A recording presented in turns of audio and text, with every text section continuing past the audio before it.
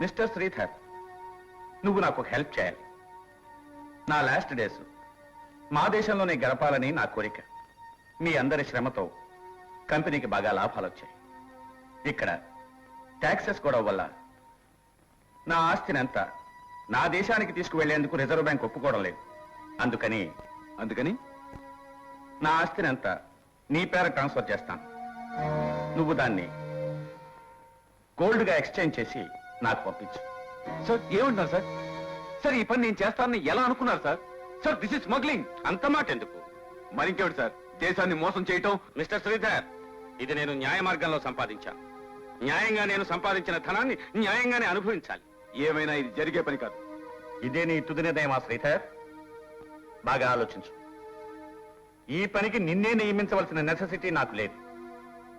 కానీ నా మనవరాల్ని సేవ్ చేసినందుకు కృతజ్ఞతగా ఇది చేస్తున్నాను. కావాలంటే నా ఆస్తిలో అర్ధభాగం నీకు ఇస్తాను.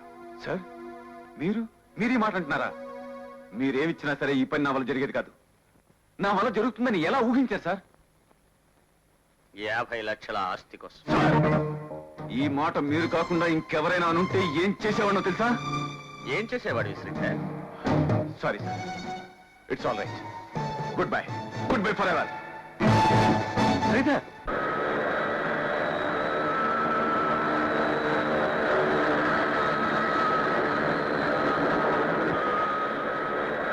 నా ఉద్యోగానికి ఏమిటయ్యా లోటు?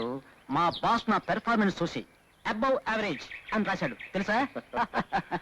నీ పర్సనల్ రిపోర్ట్ నీకెలా తెలుసు? అదేమిటంటే అది కాదు Sridhar. Hello Sridhar. Hello lawyer, how are you? Fine. Oh నమస్కారం. కూర్చోండి. Thank you. Please. Ramayya, coffee తీసురా. వద్దు శ్రీధర్, జస్ట్ తాగాను. రాబర్ట్ వెళ్ళేటప్పుడు మీకేం ఇవ్వలేదా? ఏం లేదే. ఆ లెటరు, తాళం చెవి? నో అలాంటిదేం లేదు. 1 minute, ఇప్పుడే వస్తా. రాబర్ట్ ఒక ముఖ్యమైన డాక్యుమెంట్ని బ్యాంకు లాకర్లో ఉంచారట. నన్ను శ్రీధర్తో కాంటాక్ట్ చేయమన్నారు. ఐసి, నాకేం తెలియదు ఆ విషయం. లాయర్, ఈ కవర్ ఇచ్చారు. దీని మీద తులసి మై డియరెస్ట్ అని ఉంది.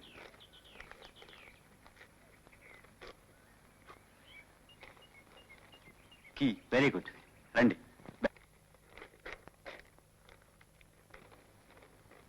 మిస్టర్ శ్రీధర్, నువ్వు నా మాటకు అగ్రీ కానందుకు నాకేం బాధ లేదు.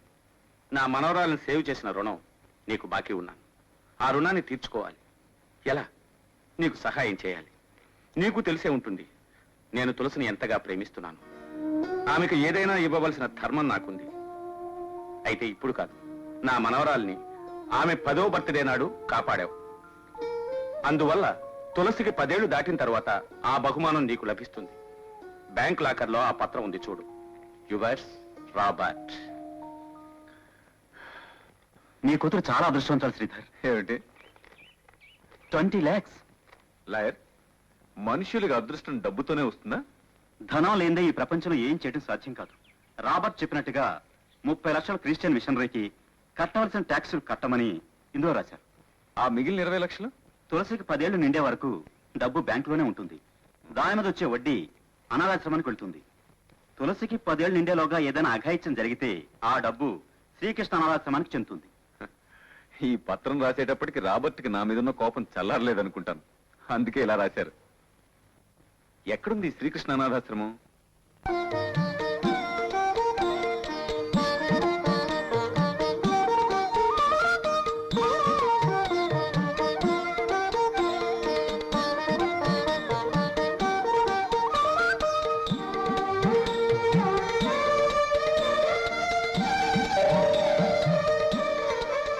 చూడు, మన ఆశ్రమంలో అనాథుల సంఖ్య విపరీతంగా పెరిగిపోయింది.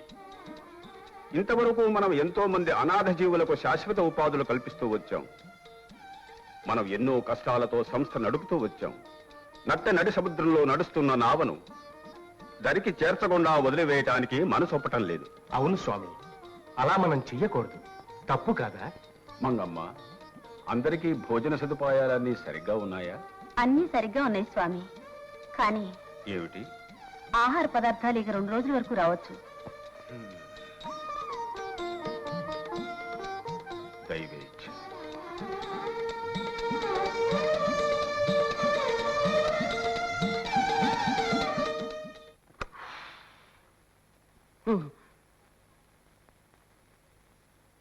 బీడీ కాల్చకూడదు బాబు, ఆరోగ్యానికి మంచిది కాదు. పర్వాలేదులే స్వామి, చిన్నతనం నుంచి కాలుస్తూనే ఉన్నాను. ఉగ్గుపాలతో వచ్చింది ఊపిరాగితే గారిపోదు. పోనీ కాల్చు, కానీ నా ముందు మాత్రం కాల్చొద్దు. తమరు దేవుళ్ళు లాంటివారు. మీ ముందు కాల్చకపోతే ఇంకెవరి ముందు కాల్చకూడదు. That's very bad on your part స్వామి. రండి కూర్చోండి. హ్మ్. బట్టలైనా ఉతికి వేసుకోకూడదా? ఆత్మకు శరీరమే బట్ట. మనస్సు పవిత్రంగా ఉన్నంత వరకు ఈ బట్టలు ఏమీ చేయలేవు స్వామి. అది నిజమే బాబు, కానీ మురికి బట్టలు నీలో ఉన్న మురికిని సూచిస్తాయి బాబు. Civilization will not be in బట్టలు స్వామి. వాట్? అది నిజమే. ఇక విషయానికి వస్తాను. ఏమిటో చెప్పండి. మన సంస్థకు ఆర్థిక పరిస్థితి బాగా ముంచుకొచ్చింది. మనం ఈ ఖర్చులు తగ్గించుకుంటే సరిపోయా. అది జరిగే పని కాదు. అలా అయితే ఆదాయాన్ని పెంచుకుంటే పోయే. Cheers. చేరుసా అంటే ఏంటి స్వామి? నాకు తెలీదు, కానీ ఆ ఠంగ్ అనేటువంటి శబ్దం గుడిలో గంట కొట్టినట్లు వినిపిస్తుంది. హ్మ్. శివ శివ. మహాప్రసాదం. బిడ్డ, ధన సమస్యను ఆ ఇంగ్లీష్ వాడు పోతూ పోతూ మనకొదిలేడే. అది ఇంకో 3 నెలల్లో మనల్ని వదిలిపోతుంది. అది పోకుండా మనం చేయాలి. ఏరా పైడి తల్లి, కత్తి, తుపాకీ, పిస్టల్. పోలీసు వారి కృపా కటాక్షాలు మన మీద ఉన్నాయి. ఆ బిడ్డకేమైనా జరిగితే అనుమానం మన మీదకి వస్తుంది. కరెక్ట్ స్వామి. ఇన్నాళ్లకు నువ్వు సరిగ్గా ఆలోచించావు.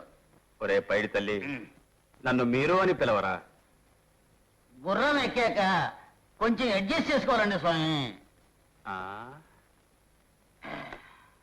సరైన ఆలోచన ఒకటి చెప్పు నాయనా. నువ్వు మనసు పెడితే అదేమంత కష్టమైన పని కాదు. మనసు పెట్టాను, ప్లాన్ వేస్తున్నాను. ఏమండి, తులసి ఇంకా స్కూల్ నుంచి రాలేదండి.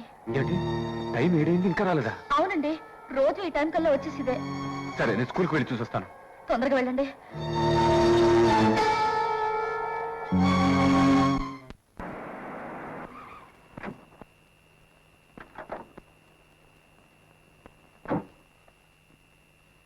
మా తులసి ఇంకా ఇంటికి రాలేదే. ఏ తులసి? అదే సన్నగా ఎర్రగా అందంగా ఉంటుంది, చలాకీగా మాట్లాడుతుంది. తెలీదు. ఎంతో మంది పిల్లలు ఉంటారు, అందులో తులసి ఎవరో. ఇవాళ వ్యాన్ వచ్చిందా? వచ్చింది, వెళ్ళింది.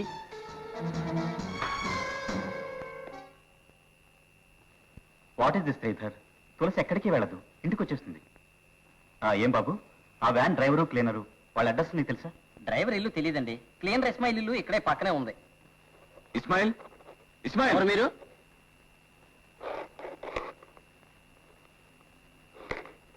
ఇస్మాయిల్ వేనా? అవును. తులసి అనే అమ్మాయి మీ స్కూల్లో చదువుతుంది, ఇంతవరకు ఇంటికి రాలేదు. తులసి అంటే ఆ పెట్రోల్ బంక్ దగ్గర ఆ, అవును, అదే అమ్మాయి. ఈ రోజు అక్కడే దిగిందే. బాగా గుర్తించుకో. నాకు బాగా గుర్తు, అక్కడే దిగింది. విద్యాపతి, పోలీస్ కంప్లైంట్ ఇచ్చేద్దాం పద. అలాగే. ఒక్క నిమిషం సార్, తులసి ఎక్కడుందో ఆత్మను అడగనా? ఏమన్నా? Take it easy. ఎంతసేపు పడుతుంది? ఒక 5 నిమిషాలు. నువ్వు సరిగ్గా చెప్తే 35 రూపాయలు బహుమానం ఇస్తాను. పిల్లలంటే నాకు ఇష్టమే సార్. ఈ పుల్ల ఇది చేయండి. విరిచాను. ఈ పేపర్ మీద ఏబిసిడి రాయండి. అలాగే. ఆత్మ వచ్చిన తర్వాత ప్రశ్న మీరే అడగండి. మీరు ఈ అక్షరాల మీద పెన్నుతో దిద్దేటప్పుడు ఆకు పైకి లేస్తుంది. ఏ అక్షరం దిద్దేప్పుడు ఆకు పైకి లేస్తుందో దాన్ని గుర్తు పెట్టుకోండి. అలాగే. ఏ బి సి ఏక్ ఛే తాటజ్ఞ తై కోమా లాగూనా వైరా తాషా తాద్రి ధాత్రి లాగూనా లాగూనా లాగూనా.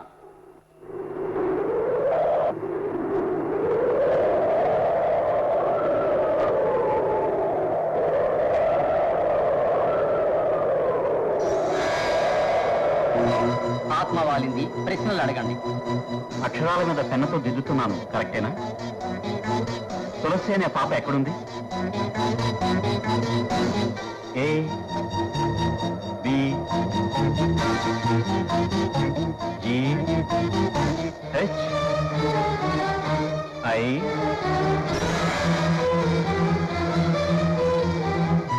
ఎం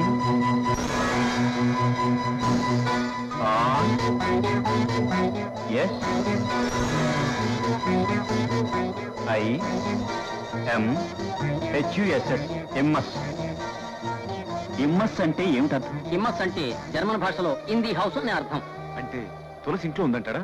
అవును. ఏంట్రా డల్లో కూర్చున్నావు? మందు తాగి 3 రోజులైంది, ఏం చేయాలో అర్థం కావట్లేదు. బా ఎంత కష్టం వచ్చిందిరా తమ్ముడు. అన్నగా నేనున్నా, ముందు మందావుదా అయిన తర్వాత మాట్లాడుకున్నాం. నేను ముందే చెప్పాను, చిన్న పిల్లలకు చేతబడి పనిచేయదని. చిన్న పిల్లకి చేతబడి చేయడం వల్ల చనిపోయాడా? లేదు, ఎవరో దాన్ని తెలుసుకుని వాడికి తిరగొట్టారు. మంత్రాన్ని తిరగొట్టారా?